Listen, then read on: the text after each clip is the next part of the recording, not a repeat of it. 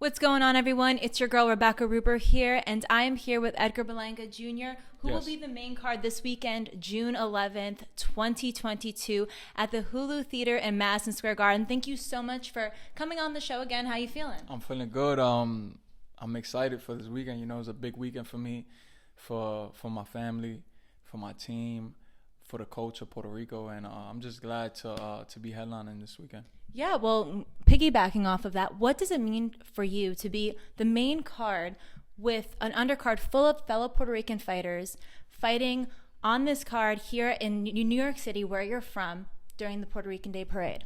The feeling is amazing. Sometimes I can't believe it because I spoke this into existence years ago. Mm-hmm. You know, as an amateur, I spoke into existence, and then signing with Keith Conley, my manager. We spoke about it as well 2 years ago, and we was like, we're gonna headline, Puerto Rican Day weekend main event at the Garden, and it's happening now. Well, we have some amazing Puerto Rican fighters on the card, like we said, but we are missing someone who was supposed to be the co-main event, Xander Zayas. Yeah. Have you talked to him? Any updates on how he's feeling? Yeah, he's doing better. I'm just glad that his health is well. For him to pull out a fight, I know that it was something extreme. Usually us fighters, we get sick or anything, or little, like with me, it's like I can have anything, but I'm gonna try to sit there and try to make it happen and try to get well and try to fight. But I know it was something extreme, and I'm just happy that he's doing well, and his health is good. I feel like it speaks for his character at 19 years old, making such a huge decision for such a huge fight for him. So, there's always next year. He's only 19 years old, right? So sure. Only going up from here.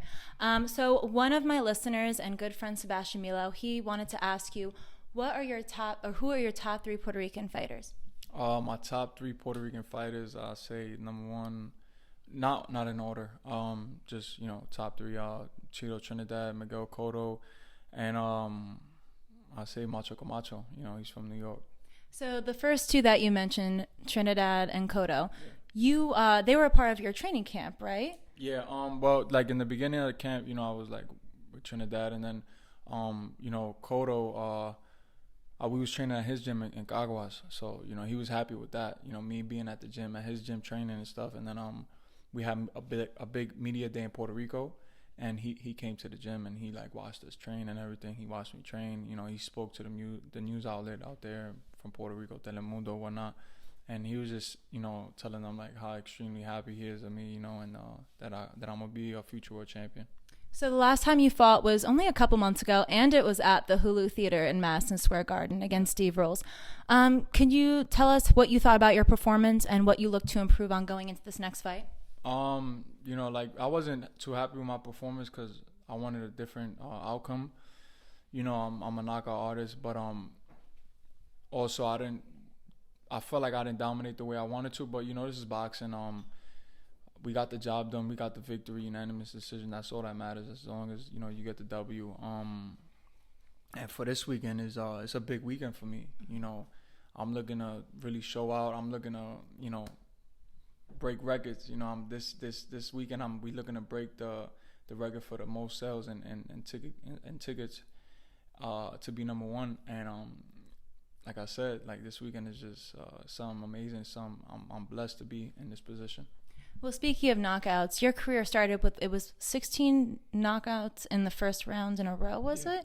Yeah. So Sebastian Milo also wanted to ask, how have you changed as a fighter, or what have you learned coming into this kind of new way of being a professional boxer since losing that 16 knockout streak? Remember 16 first round knockouts. You're not gaining nothing, no experience. You're just knocking somebody in a minute within the first round. So I feel like these last 3 fights happened for a reason, for me to go the distance the way I did. And I wouldn't like reverse anything back. I wouldn't want to start it all over again. I'll just keep going forward. I feel like that put me in a position to be a more dangerous fighter. Now that I went into those rounds, I feel like this weekend is really the weekend where I'm gonna really showcase who Edgar Berlanga is. I've been a boxer all my life. As far as in the ring, my style-wise, a boxer, and me grooming into a pro, I just gained all this power, and it was fun having the first 16 first-round knockouts. like I said, but I wasn't getting any experience. And now that, you know, I went my last 3 fights, I got experience, and I feel like this weekend is just a weekend for me to showcase everything now. Awesome. So pro fighter Elon De Jesus asked me to ask you, what was something that you focused on in this fight camp?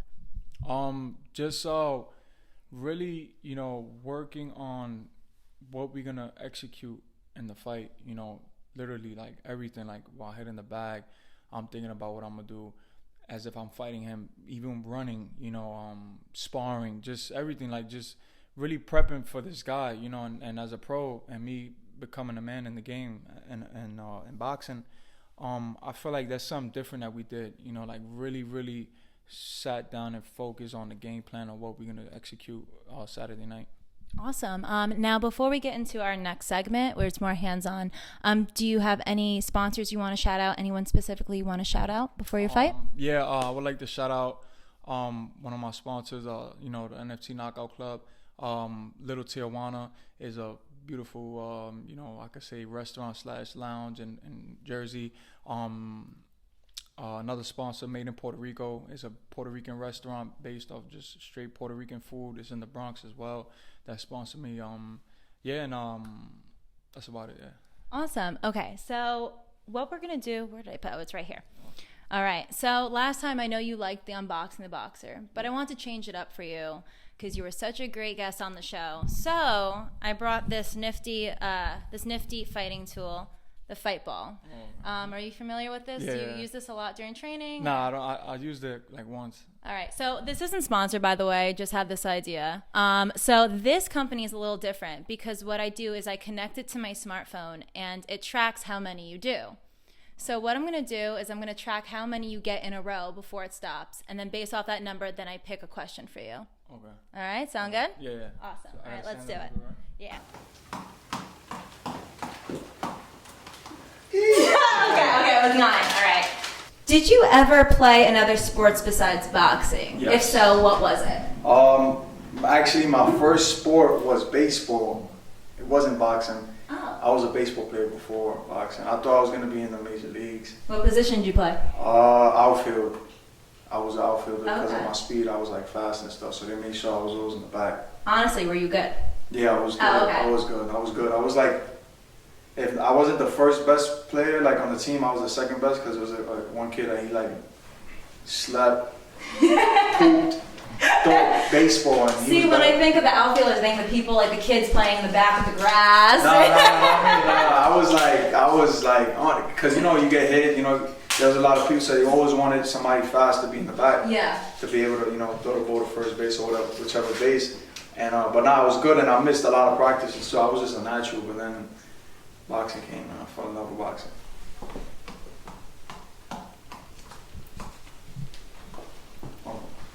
Wait, did you stop at 12? It's like It was like 10? yeah. All right. So, this is what the question is. What celebrity would you like to sit down with and have dinner? Jay-Z. Why Jay-Z? I don't know. He's from Brooklyn. He's an icon. I met him in Carbones with my dad. Where Carbones was like shut down and stuff, and he walked in with Beyonce and his daughter, and I was like starstruck. I was like, yo, that's Jay-Z. You were starstruck? Yeah, I was starstruck. I was Yeah. like, Jay-Z, he's a GOAT. Yeah. I was like, damn, like Jay-Z. Like, You gotta ask him some business. I was even nervous to ask for a picture, and Genesis, she was like, why you asking for a picture? I'm like, nah. I said, I'm gonna see him one day. Like, we were probably gonna do business together, so. Maybe one day he'll be at one of your fights. Yeah, exactly. Or we probably, yeah. All right. You want to do a couple more of these? Yeah. All right. Stop it. All right, and go.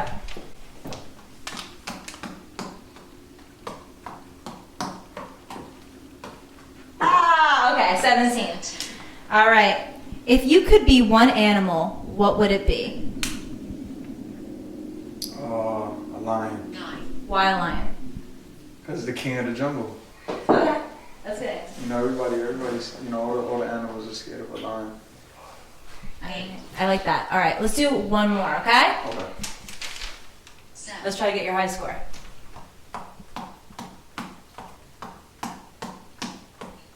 You're taking your time. Okay, there you go. Okay, I think it was at 25, so we're gonna go to 25. What is your dream cheat meal?